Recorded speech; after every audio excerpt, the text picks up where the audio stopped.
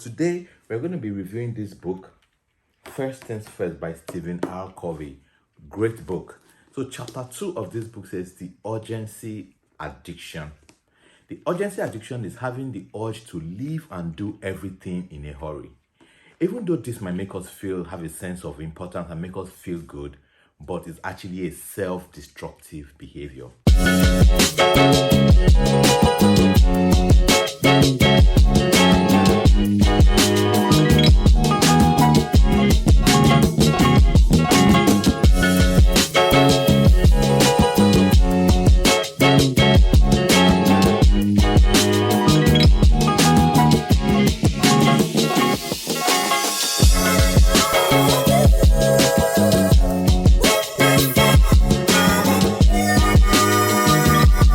Hi, welcome back to my video. So today we're going to be reviewing this book, First Things First by Stephen R Covey. Great book. So chapter 2 of this book says the urgency addiction. The urgency addiction is having the urge to live and do everything in a hurry. Even though this might make us have a sense of importance and make us feel good, but it's actually a self-destructive behavior. So helping us not to fall into the trap of the urgency addiction, we're going to be looking at the time management matrix. The time management matrix is divided into 4 quadrants. We have the quadrant 1, 2, 3, and 4. The first quadrant is things that are important and urgent. So in this quadrant falls crises, pressing problems, like you have a deadline to meet in the office, like you have a broken, your vehicle is broken down and you need to fix it, like you have a child crying, or you have things that are really very important and urgent at the same time. So these are what is occupied in the first quadrant. So the second quadrant are things that are important but not urgent.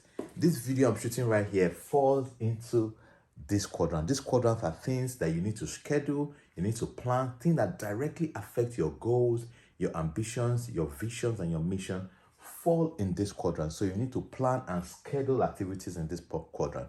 E.g., you're preparing for an important meeting, planning for your long-term goals, writing down your visions and goals.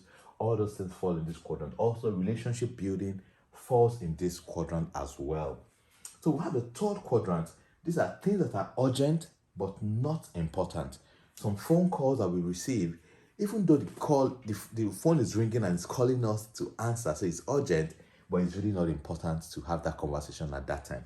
So we have some emails, excessive checking of emails that we can actually do at a later time. Some meetings that we can actually delegate to other people falls in this particular. Then visitors that just drop in on us, and we are already there, we have to attend to them. That falls on this quadrant. The last quadrant is things that are not urgent and also not important. These are trivial things, time wasters, excessive watching of TV, excessive using of social media falls on this time. Watching of Netflix, then taking calls that ordinarily you can do without. All those things fall on this quadrant.